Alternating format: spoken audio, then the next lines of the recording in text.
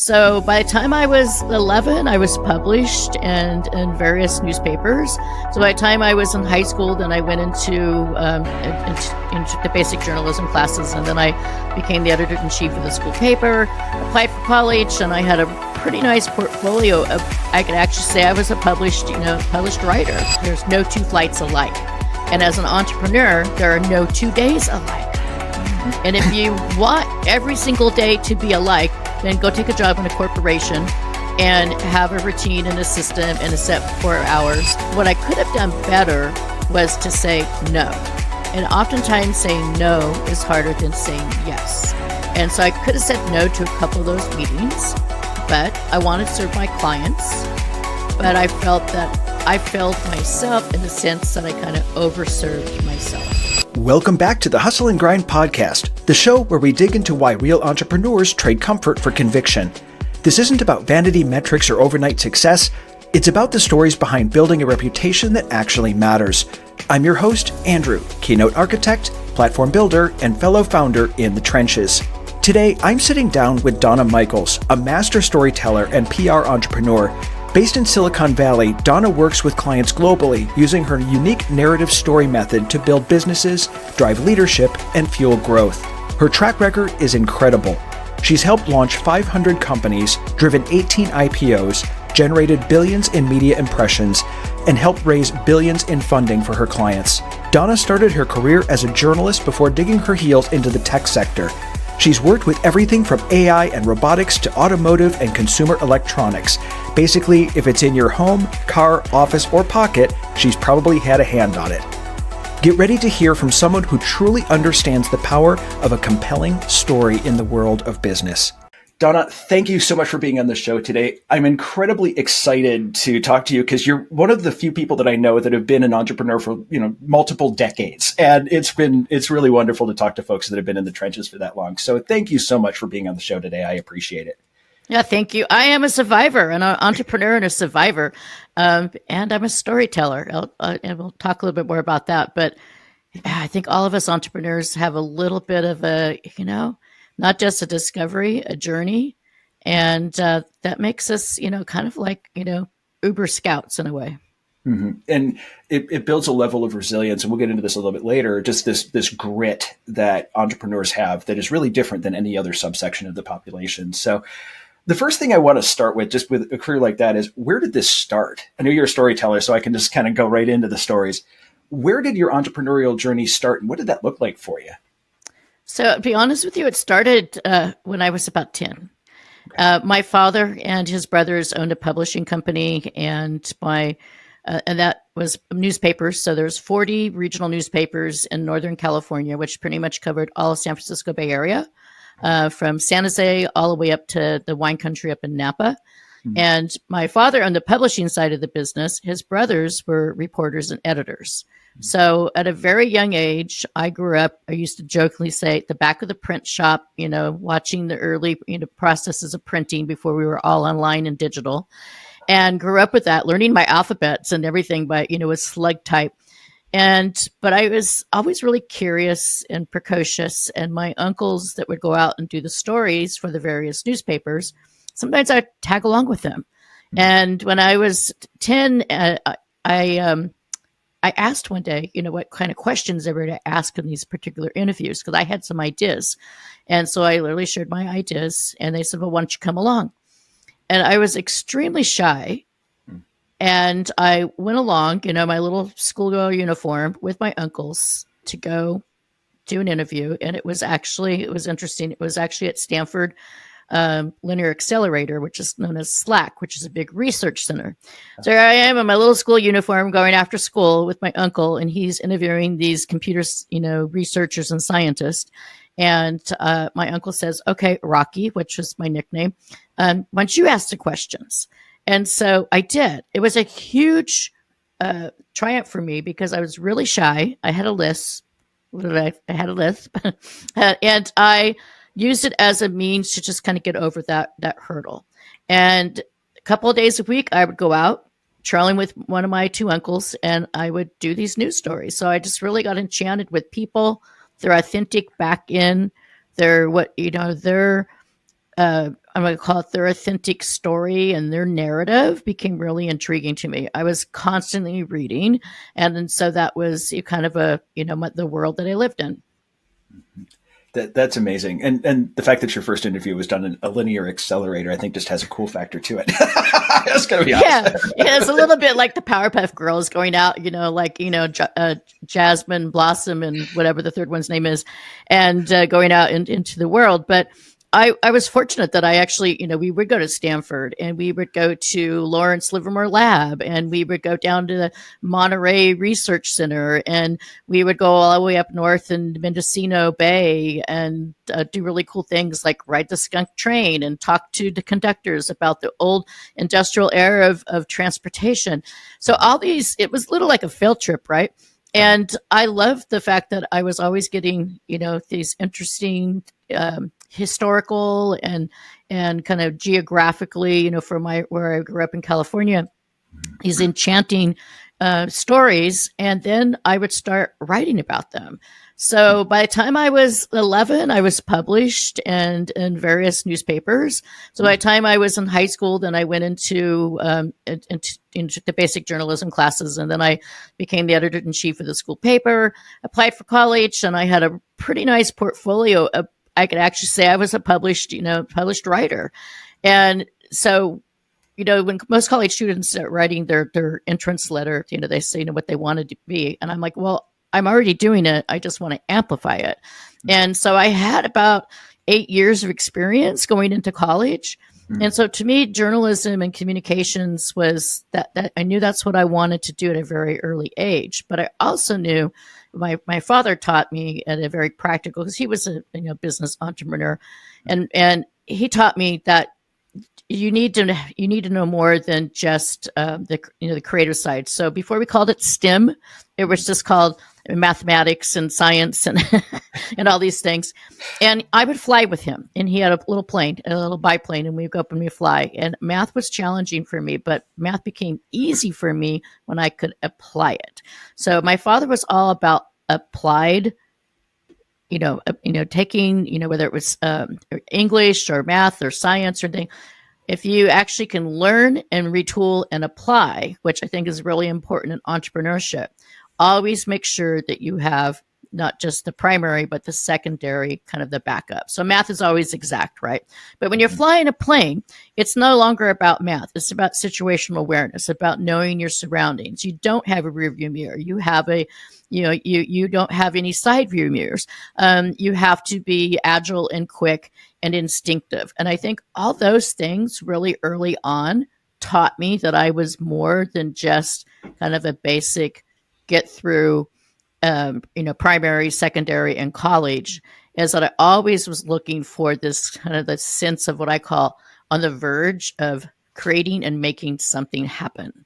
And so I think I use, and I still fly. I fly, my independently. But what's intriguing me about that is there's no two flights alike. And as an entrepreneur, there are no 2 days alike.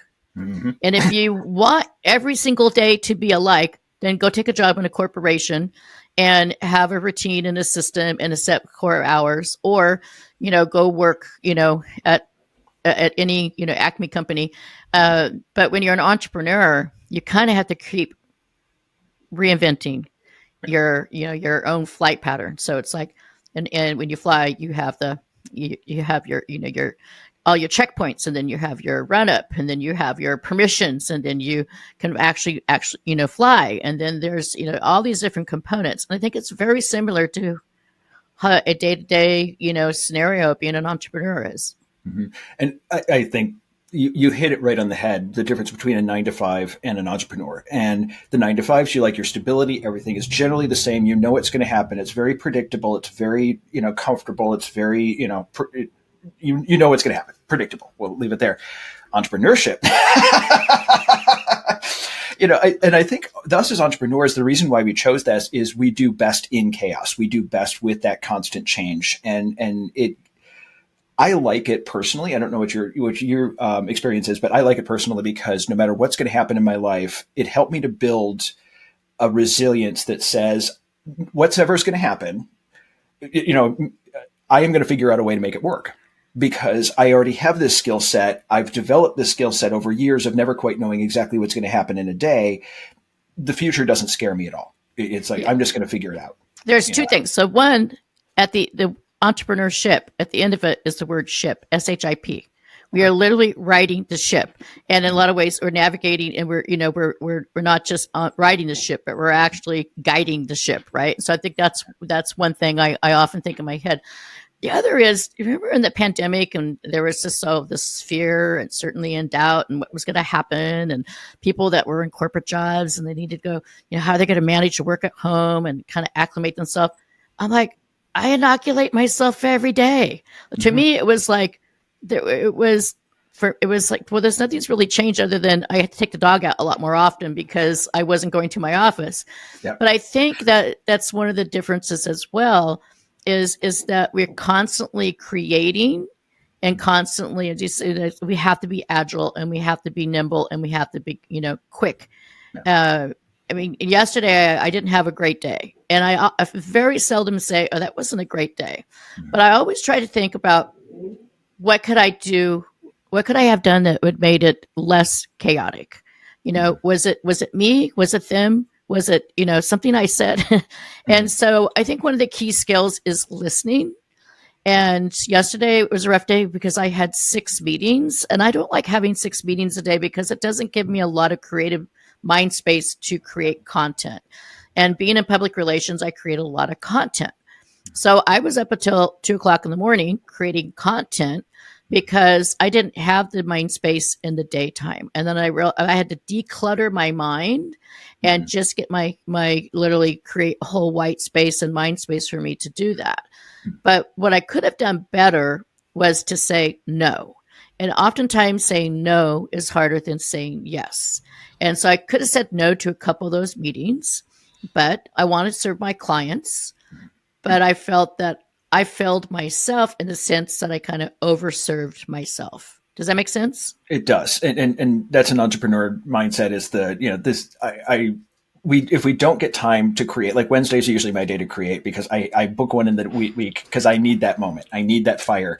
I don't do constant meetings well either.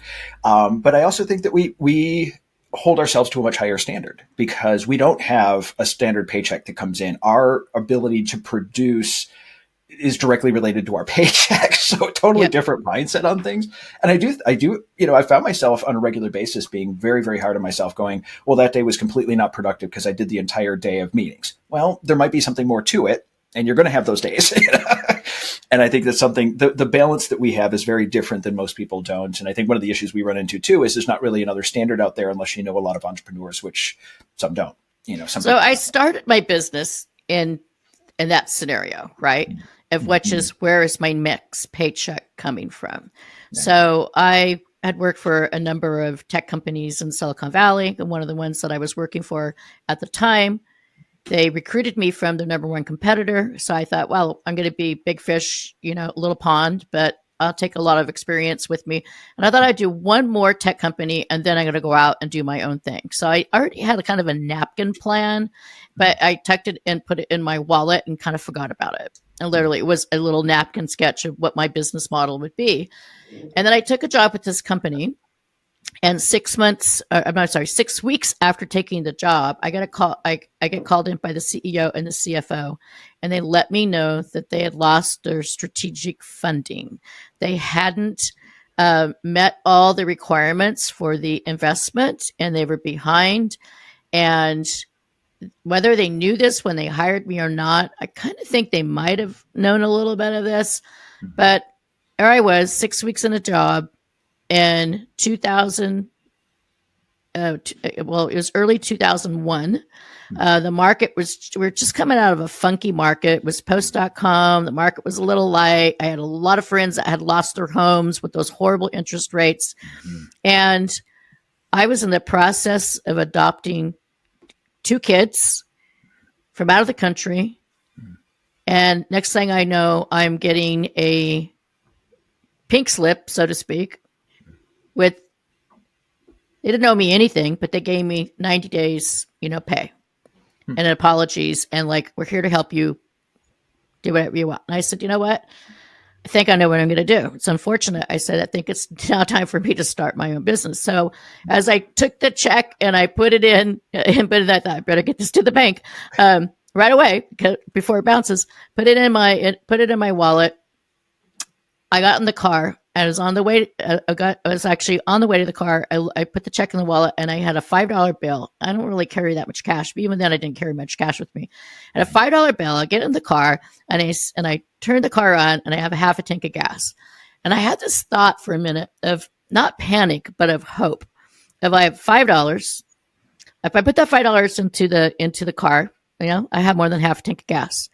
Where do I want to go? Where do I want to fuel? How do I want to fuel, my life? And I started making phone calls. On the way, I don't even know what motivated me, but I started driving to the business license office in San Jose, California. I called a venture capitalist that I've known really well. And I said, hey, I was working with this company for 6 weeks. They just shut down. And he says, no worry, I got you. He goes, I got 3 projects for you right away. And I said, great. Second call I made was to an editor I had worked with for a number of years and told him the scenario. And he said, you and me both. And I said, well, let's have a chat tomorrow and see what we could do to kind of noodle things together, because I can probably use your writing skills in addition to mine. And then the third person I called was, you're going to laugh, was my the former company, the CEO of the company that I had left prior. And he said, I can't hire you back because we just filled your position, but I will hire you as a consultant because we need you for something else. So by the time I got to the business office, I already had projects on the table. I went and go looking at the manifesto of different types of business licenses, from auto mechanic to accounting to salons, and I saw nothing that actually matched that said public relations or there was just consulting services. So I said, okay, I guess that's me. I got my business license. I made a few more calls on my way home. And as I pulled up in the driveway, I immediately got a call back and said, we have a business need. Can you be at our office in Palo Alto at 9 a.m. tomorrow? I said, absolutely. By noon the next day, I had $150,000 in contracts. I didn't even have a contract written up. I had to call a friend of mine who was an attorney and said, I need a contract. I officially became a business and consulting. I didn't skip a beat. It just through osmosis, just my instinct said, this is my, it's like run, Forrest, run. This was really my run, Forrest, run moment. Like, it was now, sprint now, and don't look back. Yeah. And so the windshield is a lot bigger than the rearview mirror. And if I go back to the flight analogy, there's no rearview mirror. There is a windshield. And so I just instinctively said, you got to do what you got to do. Because if I hadn't created my own ecosystem, then I knew other things weren't going to happen in my life. Adopting my kids was likely not to happen. I would be standing before a Russian judge and saying, sorry, I'm like unemployed. That wasn't going to work. I had a mortgage. I had other responsibilities, right? And so before I knew it, I was not just an entrepreneur, but I was a business owner. I had real challenges. I had income coming in, and within 3 months, I needed to hire people. And so my first 3 contracted I didn't make them employees for about another year. And that was something that I also needed to learn, because I've been a director and a vice president in companies, but I had never created my own staffing and understand all the nuances of payroll and all those taxes and all those different things that, you need to adhere to. And so that was all new. And so I just became a sponge by talking to other entrepreneurs and asking, well, how did you do this? What did you get started? Did you make mistakes? And like, how do you forecast, and all those things that we might take it for granted if, you have an ops person in the company and their CFO and that's all their stuff. All of a sudden you are the president, the CEO, the janitor, you're everything, you have every job title in the company. Chief everything officer. Yeah. And then my dog was the chief dog officer. Right. And that was like my sidekick. Yeah. Yeah, absolutely. And I think it sounds like divine timing. And I think a lot of us who started an entrepreneurial journey had that thing in the back of our head from a young age going, we're different. We're going to do something big. And there's that one critical moment. I had it, I got laid off from a job, 300 applications, didn't find anything, said, okay, let's try this crazy scheme I have. I think you did the same thing as well, where it's like, we're called to a higher mission, and sometimes it takes us a bit to find it, but once we do, it just takes off. And your network, I mean, it sounds like you had a really good network to begin with, which I think a lot of people underestimate. We hear your network is your net worth, but I think people underestimate what sort of a network, how to build a network, the right people to have in a network, to be able to make something work. So go into that a little bit. I agree with that. I think a network is empowerment too, right? Mm-hmm. And so I think, a lot of times people think their network is just what you see on LinkedIn. And I have as many offline network, people than I have LinkedIn. And LinkedIn, back then wasn't as powerful as it is now. I think it's a great platform and tool. Mm-hmm. But I think the key is always keep your relationships healthy and relevant.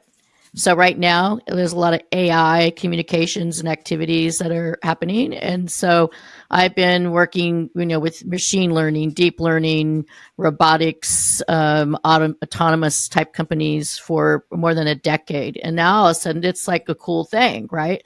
And so when it comes to that, I've actually been helping other entrepreneurs and friends that are starting businesses that are trying to navigate the seas of making decisions of, where to focus. And I think the key thing for me is hyper focus. I do public tech innovation, public relations. I don't do social media. I don't do events. I don't do, there's a lot of things. I don't write technical white papers. I read a lot of technical white papers. But focus is really key. At one point, I had almost 16 employees, and and I was taking on more than the emphasis and the focus could handle. And when you start offering more services, think of like a restaurant, and you have a menu, and on your menu, you change your menu every day. And that was what was happening, is the menu was changing every day, and I had clients that wanted things for free. Yeah.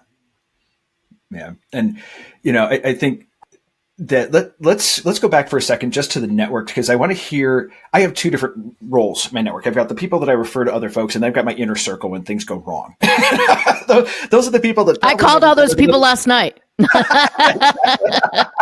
texted one on Sunday going, dude.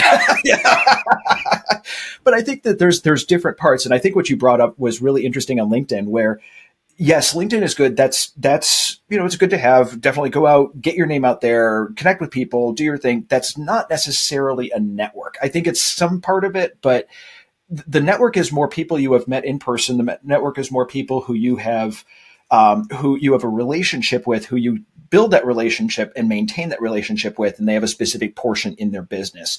So do you have that too, where you've got like the inner circle of folks that you call when things go really wrong, like your inner tribe, and then you've got the outer one, and then you have LinkedIn? Is that what you find with it? Absolutely. So I kind of have, I'm going to call it my tribe, the people that actually I can talk about real issues with, right?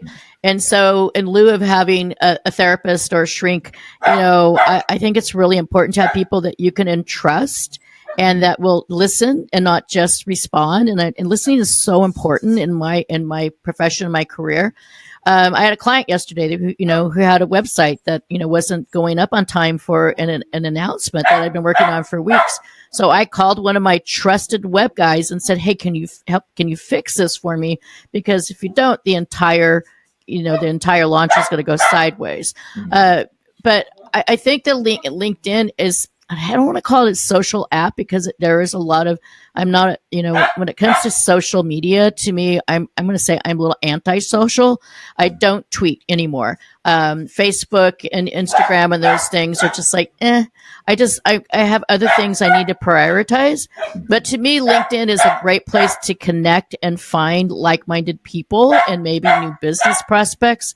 But my trusted alumni are the people that I can call in crisis, or when I'm actually having a triumph. Yeah, exactly. And I think that we find those people throughout the entrepreneur journey. we sort of, there's people that will come into our lives that are that specific, the inner tribe, the people that you go to when things go wrong, the people that they're in support, because a lot of times we don't come from situations where we know entrepreneurs we can go to. And most people who are not entrepreneurs have no idea what we do. They don't understand the struggles. They don't understand the grit. They don't understand it's so far outside their experience that with the best of intentions, they're going to try to help us, but they don't have any frame of reference that they can help with. Yeah, I think it's like mentorship and mentoring of each other is so important. That you have a lot of experience in podcasting. I've done some podcasting, but I know that the podcasting I did for my own personal podcast wasn't as enriching as I wanted it to be because it didn't really serve my business. It was great in telling stories and it was great content, and I was very proud of that content, but it didn't actually help me meet a specific goal. And so if I share that with you, you can help me kind of navigate and get to the goal that I want. And I think that's what entrepreneurship is about, is like navigating together. Yeah, exactly. And having it, like you said, somebody in your pocket, like, a key web designer you can have to bring in if something happens, or, a podcast producer to bring in if something happens, or something, we tend to get these teams around us that if something goes wrong, we can also pull out to them and go, hey man, I've got a website going wrong. We have a product that's launching tomorrow. This website's not going together. What can we do? I did that with one of the companies that we grew. We had that with a web developer, and a developer completely dropped the ball on us. Just really bad experience. And we had this other developer that somebody connected us to and said, hey, they need to talk to you. They ended up being absolutely amazing to work with. But building, there's different tribes that we have, different communities we have for different parts or for different needs. Yeah, absolutely. And so I think I can't overstate enough how much that tribe is necessary, especially, great examples, right? Yeah, I've been writing a book, and if my book editor is listening to this, she's going to call me probably and say, where's that next chapter? But I've been writing a book for a while, and I stop and start, and I reflect. And I think that's one of the things that I do as an entrepreneur as well, is what have I learned, from a certain scenario? How can I better apply it? And so the book that I'm writing is intended for entrepreneurs or tech innovators, in some cases, divas and geeks, to give them the tools that they need if they can't afford to hire me as a service. And I think it's really important to give people an option. It's like you go to a toppings bar and you give you all those little options. Well, I can't do my craft well for free, but I can give you wisdom, and I can give you tips, and I can give you a book that could be a hand guide, and you could go out and, and apply it, but you still might need to hire me or hire an Andrew. Right. Yeah. And so the book keeps getting rewritten and kind of oscillated because the industry is moving so fast. I mentioned AI. So AI is an example, to me, is a companion and an enabler. And it's a tool, but it doesn't replace our cognitive thinking. It doesn't replace your expertise and what you bring into your marketplace. It doesn't replace what I do. In fact, I kind of use it as a muse in some ways, particularly like things like open ChatGPT and those other type of services. I kind of use them, just as a muse. And then I kind of laugh and I say, okay, that gives me some new creative energy. Then I go off and do it again. Yep. But I keep hearing from the younger generation that's relying on these, the way maybe we once relied on Cliff Notes and before Google. And they're using these tools and thinking, yeah, I could write a press release. Yeah, I could do a pitch. And I recently had a couple of interns give me their pitch writing samples, and I could tell it was written in ChatGPT.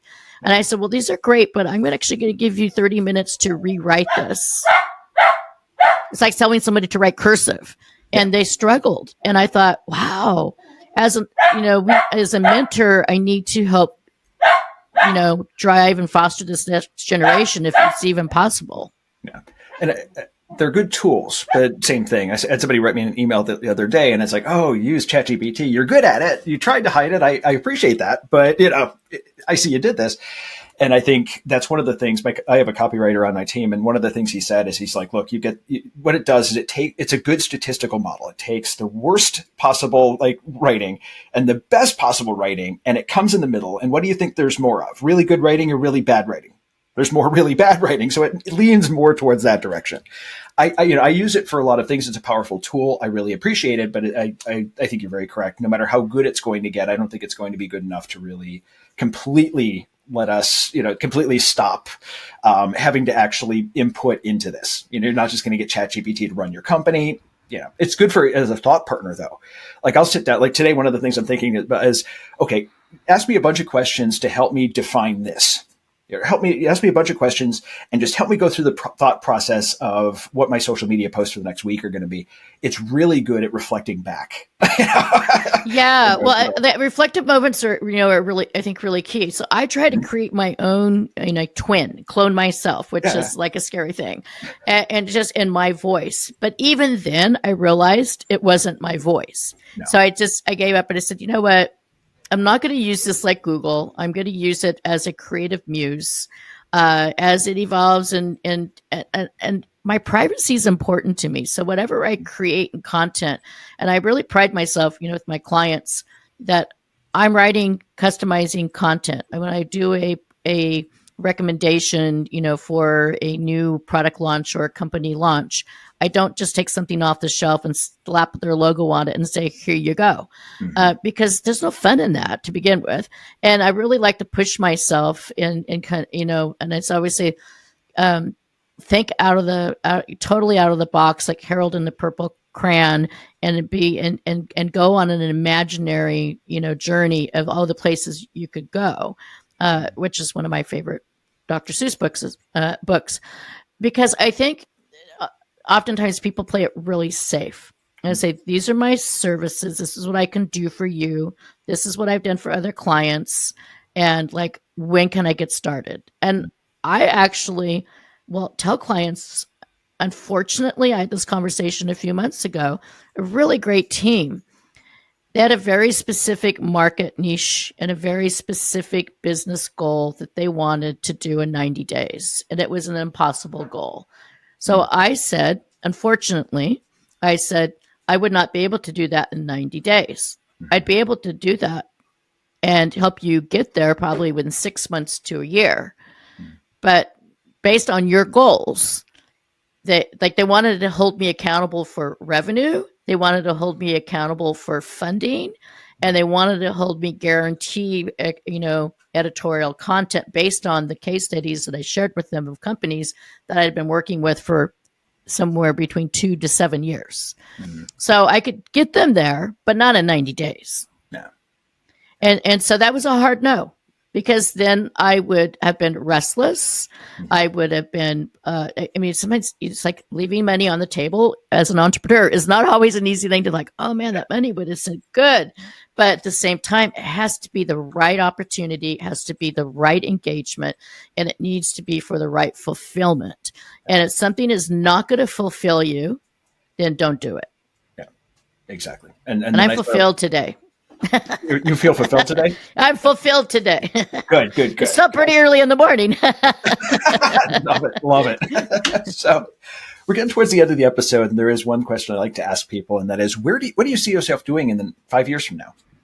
I better be on a book tour, rivaling Mel Robbins. No, hopefully I'll have written a couple of books, and really putting my wisdom, my 20 years with 20 plus years with my business, and my 10 prior years for that. I started as a news reporter, as I mentioned. I was 10 years old, and I was a news reporter. Then I went to communications, and I love mentoring and teaching. So I'm hoping my book 1 is going to be that book. I hope book 2 is going to be more of a, I've been in 82 countries around the world. I made a lot of observations, conversations with strangers, over food, talking about real meaningful things such as what, we're talking about now. And to be, really put myself, in a role of teaching and applying wisdom so that other people can thrive. I hope that's the purpose that I'm inspiring for. That's amazing. And the mentorship, I think, so important. That's sort of our legacy, is being able to help other entrepreneurs to say, hey, I screwed this up. Here's how not to do that. Here's how to go forward, and be that standard that often we don't have as entrepreneurs. So thank you so much, Donna, for being on the show today. I really appreciate you dropping all this wisdom. Thank you so much. Thank you so much for having me on the show. My pleasure. Thanks for tuning in to the Hustle and Grind podcast, where we unpack what it really takes to build something that matters. If today's conversation hit home, do me a favor. Share it with someone who's in the trenches too. And if you're building your own brand, platform, or message and want help turning that story into serious authority, head over to theauthorityforge.com to see how we can help. Until next time, keep showing up, keep shipping, and keep chasing the work that sets you on fire. I'm Andrew, and this was the Hustle and Grind podcast.